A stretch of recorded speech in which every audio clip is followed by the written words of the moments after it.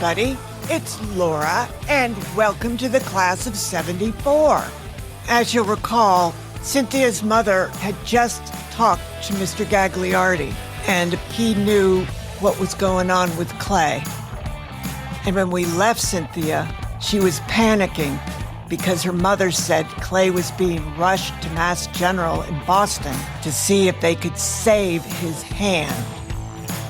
And that's where we are. And that's where we're going to pick up. I'll see you on the other side.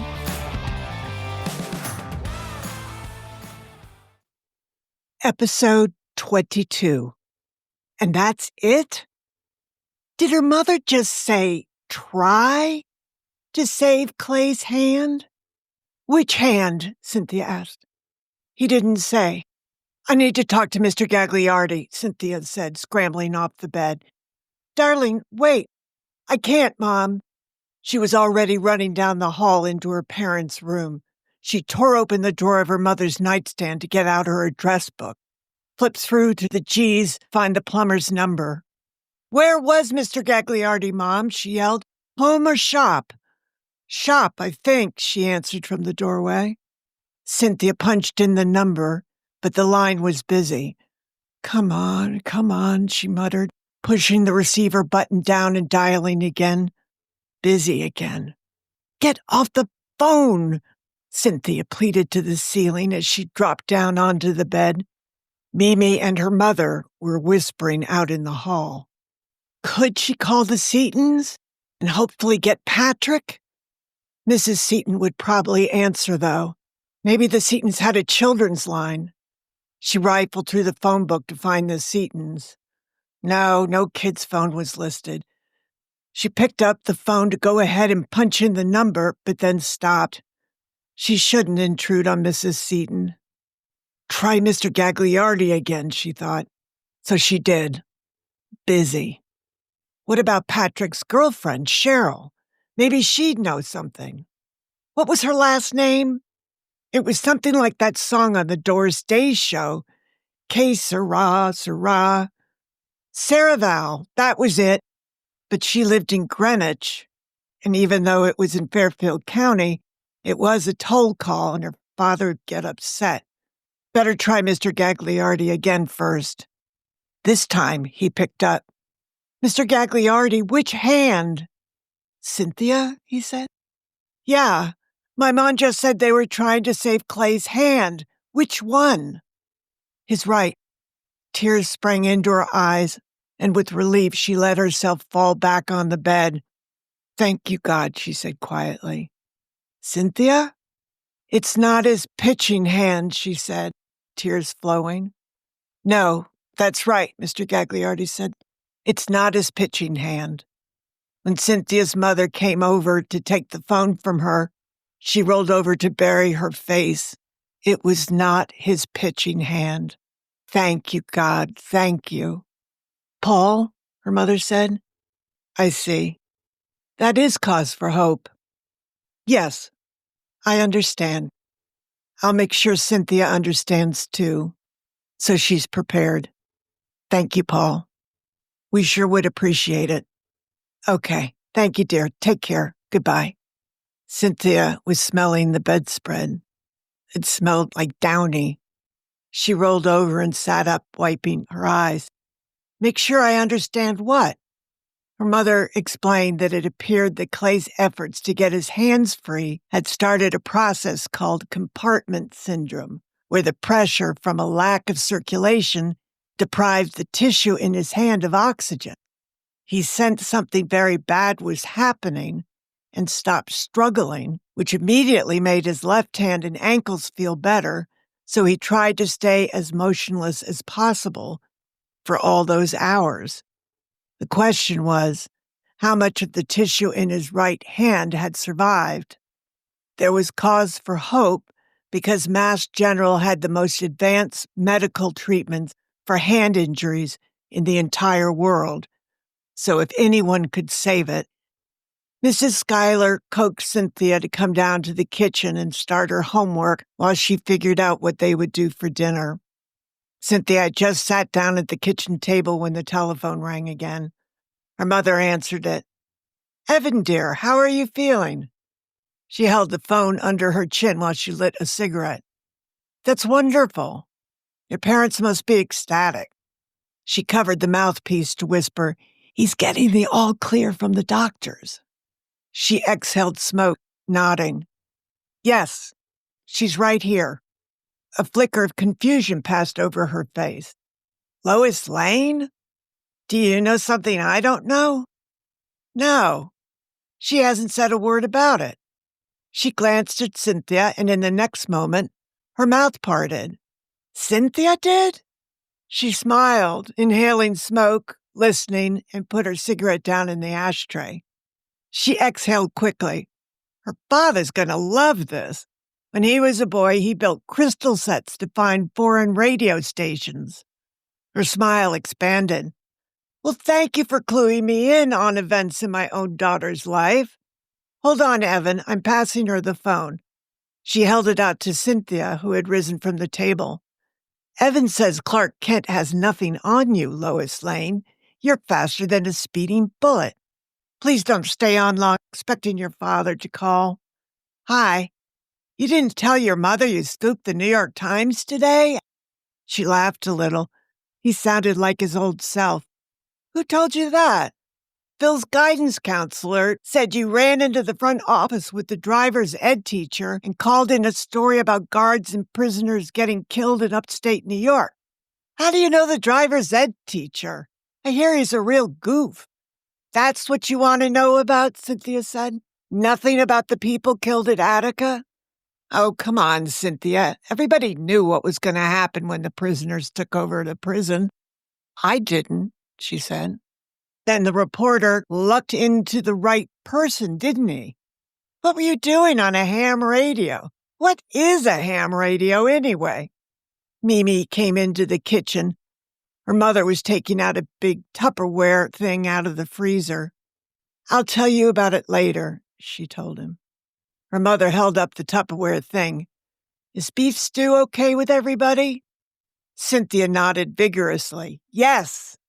She knew a lot of people who lost their appetite when they were tired or upset, but she was not one of them. She was starving. That garlic bread you bought at Hedder's wouldn't happen to come with the stew, would it, Mrs. Schuyler? Hedder's was Brighton's family-owned supermarket. Why, yes, Mimi, it would. Mimi cheered. What's going on over there? Evan said. Mimi's happy we're having beef stew and garlic bread for dinner. I wish I could, he said. I love your mom's beef stew, and we're having liver tonight. Blech. Evan says he wishes he were eating dinner over here, Cynthia told her mother, watching her set the temperature of the oven. They're having liver. Mrs. Whitaker's building up his strength, her mother said, taking out a stainless steel pot from under the stove. Ew, liver, Mimi said. If I can't get this defrosted, we may be begging for scraps of liver at the Whitaker's door, her mother joked, carrying the pot to the sink. Tell Evan when he's up and around and back at it, I promise I will make him a beef stew and garlic bread dinner. Tell her I'm holding her to it, Evan said. He says he's holding you to it. Mimi, dear, can you give me a hand over here, her mother said. I thought Mimi went home. She did, but she came back because her parents went away for a couple days. No need to tell him she came back because they were screaming about divorce at each other. But why is she staying with you guys? I thought Mrs. Valenderis always stayed home with her. Cynthia turned toward the backyard windows and whispered, My parents like having her around because she likes to hang out with them. If Mrs. Watson was my mother, Evan said, I'd put myself up for adoption. Wait, hang on. He covered the phone, but heard him say, Mimi's staying at Cynthia's while her parents are away. He came back. Nothing's happened to Mrs. Valenderis, has it? Mom wants to know.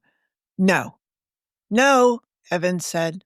Mr. and Mrs. Schuyler like having Mimi around because she likes to spend time with them. Right. Mom says while Cynthia's out gallivanting around town with the likes of me. She laughed. Speaking of gallivanting, Cynthia said, when are you coming back to school? Mrs. Grenville was asking me. Who's Mrs. Grenville? Evan asked. Cynthia was watching her mother try to pry the beef stew iceberg out of the plastic container. Finally, it slid out and landed in the pot with a big thump.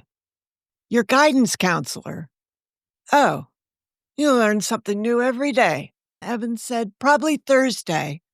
If I get through tomorrow and Wednesday without an incident, as they call it, they'll write off the first one as an isolated post-traumatic brain injury event.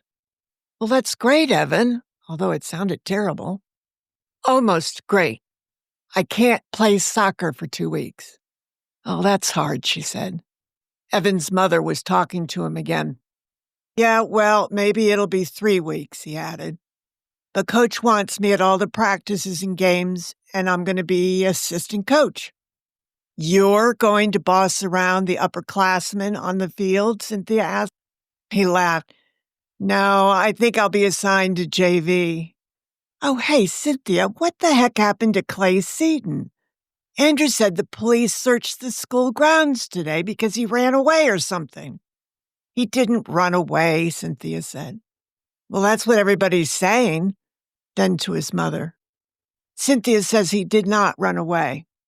And they found him, Cynthia continued. The football team had a practice yesterday, and afterwards somebody tied him up and left him in the concession stand. Evan burst out laughing. No, Evan, it's really serious. They tied his wrists and ankles with copper wire, and he was in there for like 16 hours. And right now his dad's rushing him to Mass General in Boston to see if they can save his right hand because his circulation was cut off. Evan uttered an expletive. Evidently, Mrs. Whitaker was still in the room because in the next second, he was apologizing to his mother, then repeated what Cynthia had just told him. Who tied him up? He asked her. I don't know. The police are investigating. The whole stadium's blocked off. Holy cow, Evan said thoughtfully. And people like him. Who would do that? I have no idea, Cynthia said. Mom wants to know if perhaps it was an accident. You know, like it was a joke, like whoever did it thought he could untie himself. They tied him with copper wire. Evan said that expletive again, apologized to his mother again, and told her again about the wire being copper. Cynthia was happy Evan sounded so much better, but after talking about Clay, she felt the despondency starting to creep back over her, and she wanted to get off. She congratulated him on his good doctor's report and hung up. I keep thinking I want to get one of those new microwave ovens, her mother was telling Mimi as she closed the oven door on the pot.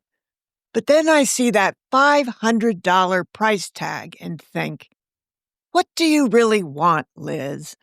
A week at the Ritz-Carlton, Montreal with spa services? Or a microwave oven to defrost leftovers? Cynthia should start her homework. She'd end up not doing it. So she sat down at the kitchen table and opened her Spanish book while her mom and Mimi went into the den to watch TV. They turned on some romantic thing with Sandra Dee and Troy Donahue, which provoked such emotional sighs, gasps, and "oh no" from Mimi. Cynthia had to move upstairs. She was through Spanish and then economics and was well into Catcher in the Rye when her mother called up to tell her to come down and eat dinner and watch the news with them.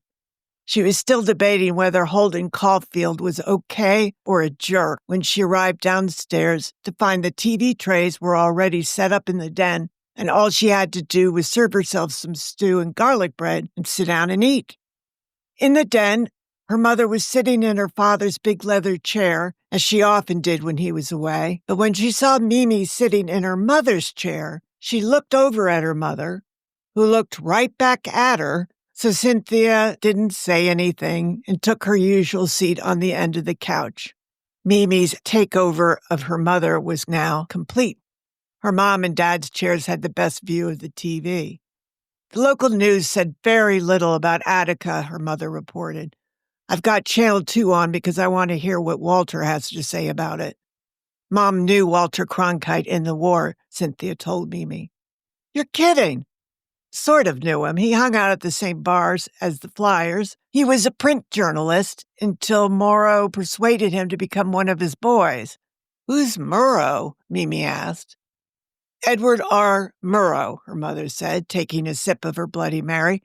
He was in London from the very beginning in 1939.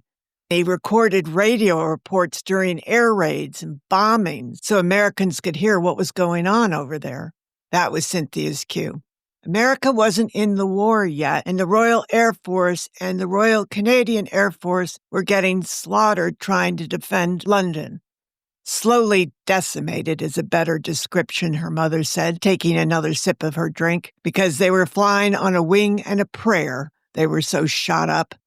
But they did stop Hitler from invading England. Is that when your brother died? Mimi asked. No, that was later, in 1942. She cleared her throat.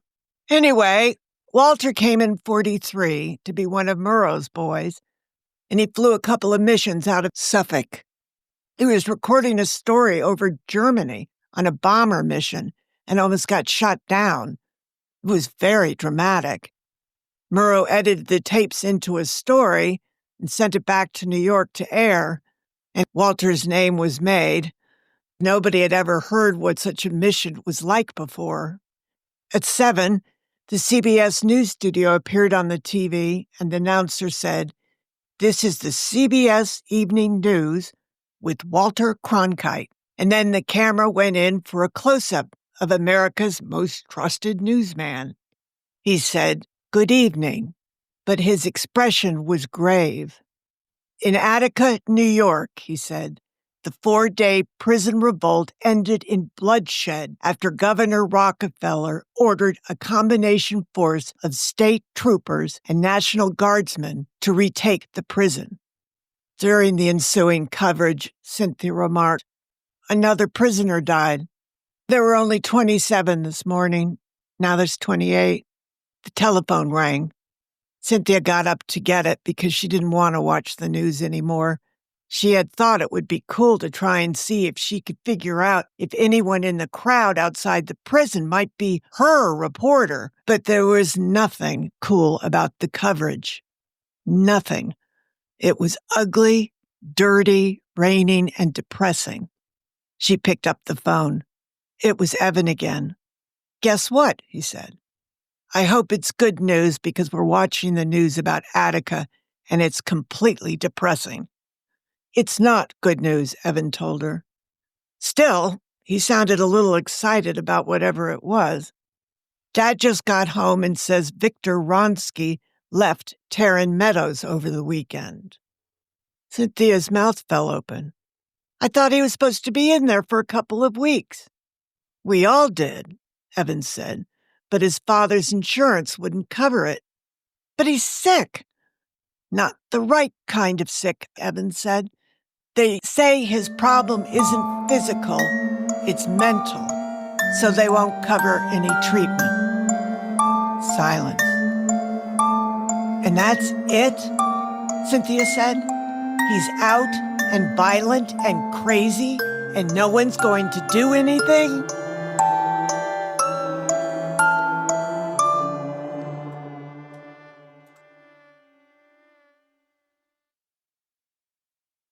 Oh, great. The crazy guy's back out. Now what's going to happen? I tell you, this town is just off its rocker. However, in its defense, we are in September of 1971. That's right.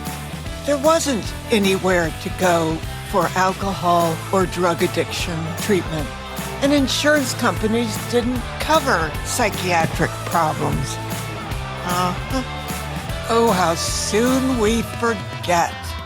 We are going to have a little more fun. If we could just get through poor Clay and poor Evan and all of Cynthia's boyfriends keep getting beat up.